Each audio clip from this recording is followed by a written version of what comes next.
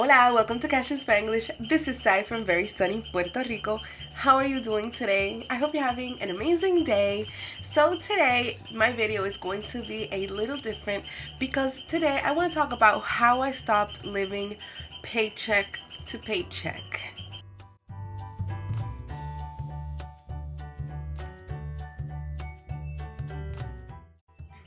So before I get started, I do want to say that I'm going to speak about my personal journey. Everyone's journey is different, everyone's lifestyle is different, everyone's family is different. And so what works for me might not exactly work for you, but maybe you can get some tips or some ideas on how to get started. Because for me, getting started was the hardest part. So, to get started for me, it was actually having a very serious conversation with myself and realizing that living paycheck to paycheck was just not a healthy lifestyle.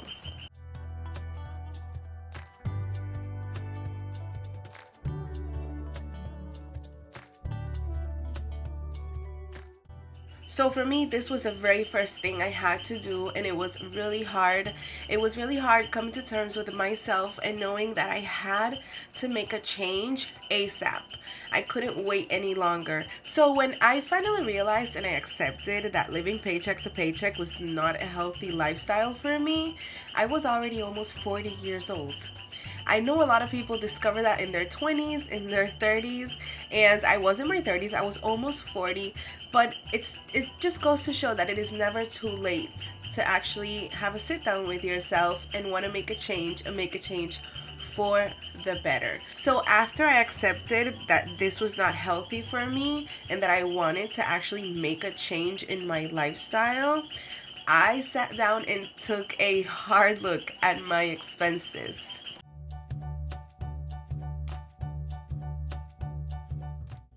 So the first thing I did when I took a hard look at my expenses was I actually made a list. I categorized my expenses by things that I have to pay no matter what, like my rent, my power bill, my water bill, gas, groceries, that sort of thing, and optional expenses like eating out, subscriptions, vanity items, that sort of thing.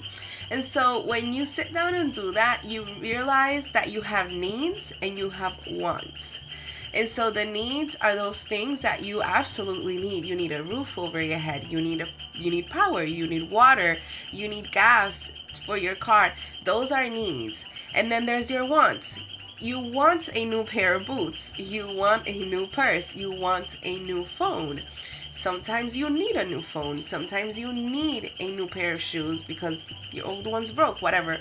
But most of those items are wants. And so it's very important. It was very important for myself to actually decide what my wants were, what versus what my needs were, and actually come to terms with that myself because I am a shopper. I love shopping. I love buying things. When I feel sad, when I feel lonely, when I feel a little anxious, I shop. And so taking a hard look at my expenses opened my eyes and made me realize how much money I was wasting as opposed to spending. So we have to spend money. We live in a world where many things are acquired by money, and there's nothing we can do about that. But then there's money that we also waste on things that we don't actually need. Like, do we need to eat out when we have things in our fridge and things in our kitchen that we can cook and make a meal for ourselves? We have to be honest with ourselves. This journey is about being honest with ourselves. So aside from the future here, as I'm editing this video, I realized that I forgot to mention that when I took a hard look at my expenses, I also had to sit down and take a hard look at my bank account. And so I just wanted to make sure that all the transactions were correct, that I was being debited the correct amounts, and that way I actually found out and realized that I had been paying for someone's Spotify and Microsoft accounts for almost 2 entire years. So every single month I was being debited for Spotify and Microsoft twice. Once for myself and another for a person that just stole my credit card or debit card information. I was paying all this money and I had not realized it. I actually contacted Spotify and Microsoft, and I was refunded for most of all that money. So after that, it was like I had a savings account in Spotify and Microsoft because I had all that money put back into my bank account. So the next thing I did was I decided that I could not live beyond my means. I decided to be honest with myself.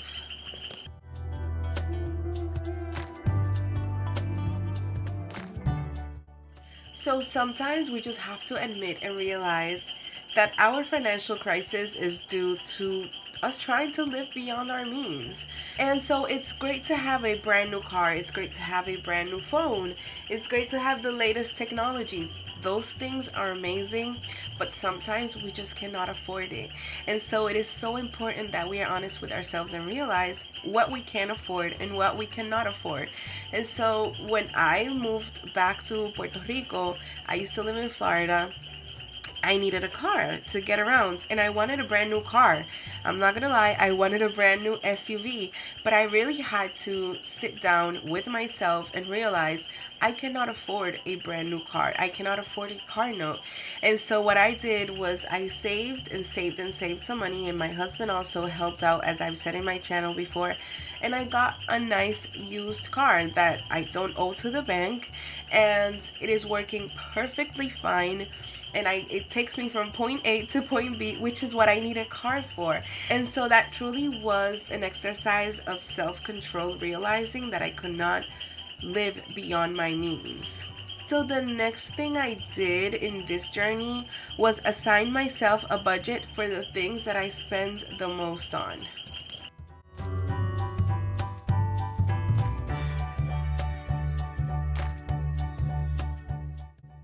So for me, one of the things that I spend the most money on is eating out. I enjoy eating out. I enjoy having sushi with my husband. We enjoy having tacos once in a while. We enjoy going to Chili's, and that is okay. Those are things we enjoy, and that is okay. We just cannot spend all our money on that, and we have to realize that all this whole journey, it was really coming to realization on so many things and being honest with myself. That was like the one most important thing. And so I assigned a budget because I didn't want to just deprive myself of the things that I enjoy. I just wanted to have more self-control. So I assigned myself a budget for the things that I spend the most on, and one of those things is eating out. And it was like, okay, so I have $40 this week to eat out, and if I want to eat out twice, then I have to go somewhere where I can only spend $20 at one time. And so I just mentalized myself for that, and it started working for me. It took a little bit of time and it took a little bit of adjusting, but it did start working for me maybe a month or two into this journey. So the next thing for me was I started putting aside small amounts for savings.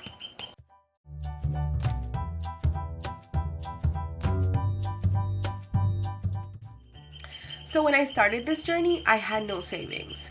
I had no savings at all, like zero. And so I started putting aside small amounts. So any leftover money that I had, any rollover money from my spending, if I made a small sale, if I received a present from a family member, sometimes my dad would probably give me some money, whatever, I would put that into savings. I would not go crazy, oh, I have these $20, what am I gonna spend them on? No, I would start putting them aside, and it's kind of set it and forget it. Forget that it exists, it's just there, but it worked for me. So if I made any sale of items, let's say I had something in my house that I wasn't using and I wanted to get rid of, I sold it on Marketplace, $20, $40, I would put that aside into saving. So any extra amount that I could put into savings, I started doing that. And that was literally $10 here, $5 there, $20 here. It was not a lot of money, but it was something because we have to get started somewhere. And the next thing I did was I found the cash budgeting community. So I looked for help and tips online. So I had already started this journey and I realized that I needed tips. Like, I wanted to know more. I was hungry to learn. I was hungry to better manage my finances. And so I was like, well, you can find anything on Google, right? So I Googled it and then I stumbled upon the cash budgeting community. When I found the cash budgeting community, it really changed my life because I realized that I was not doing well with cards. So I realized that when I actually saw money leaving my hands, like bills, like cash leaving my hands, it hurt a lot more than when I was swiping a card. And that just, it was an eye opener for me. So what I did was, I whatever money I had in the bank, I actually took it out and I started with a couple of sinking funds. Now, you don't need a whole bunch of sinking funds to start out. You actually probably won't even be able to afford to stuff a whole bunch of sinking funds in the beginning. I had two. I think my first two were household and vacation, because we all need to prioritize vacation. I've said that a million times. I really wanted to go on a vacation, and so I made my first sinking funds. It was vacation and household, and those are the first that I had for a while. And I also did my very first savings challenges. Now, y'all know I love my savings challenges. I have a whole video every single week dedicated to savings challenges because I love them.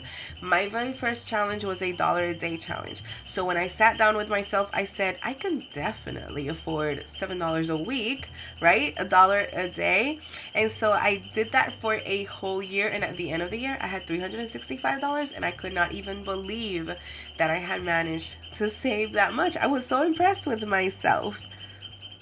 And so starting slow, it was the best way to go for me. And it's what I suggest. But like I said, everyone's journey is different. And so the very last thing that I had to realize in order to stop living to paycheck was that progress is very slow. So for me, progress was very slow. At the beginning, I did not see results very quickly. I just didn't. It took months for me to realize that I wanted to do this long term, hopefully forever, and that this would actually work for me and for my lifestyle.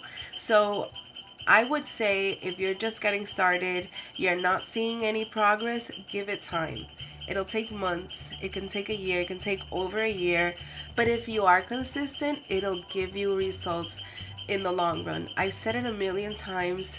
If you save even $1, that is $1 that you did not have before. You do not have to start off with large amounts. You do not have to save a whole bunch of money at first. It'll start slowly. Progress is very slow. It's worth it, but it is very, very slow. So I want to close out this video saying that small short-term sacrifices can lead to long-term stability. So for me, sacrifices were not buying another pair of boots. I love boots.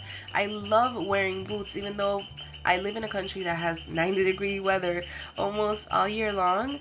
I love wearing boots. And I had to actually look at my boots and say, I have plenty.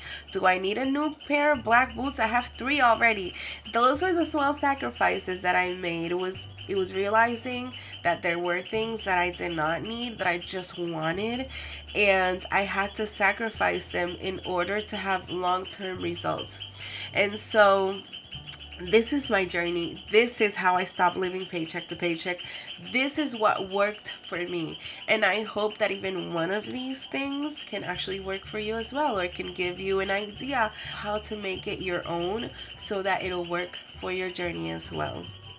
So this is it for today's video. Thank you so much for being here. I truly appreciate every single one of you. I appreciate you taking time out of your day to sit here with me and watch my video. If you haven't subscribed yet, please consider doing so and turning on the notification bell. I upload videos on Saturdays, Tuesdays, sometimes on Thursdays like today, and I've been uploading shorts during the week as well. I hope you're watching and enjoying those. If you enjoyed this video, please give it a thumbs up. Leave me a comment below. And as always, I hope you have the most amazing and blessed day. Bye bye.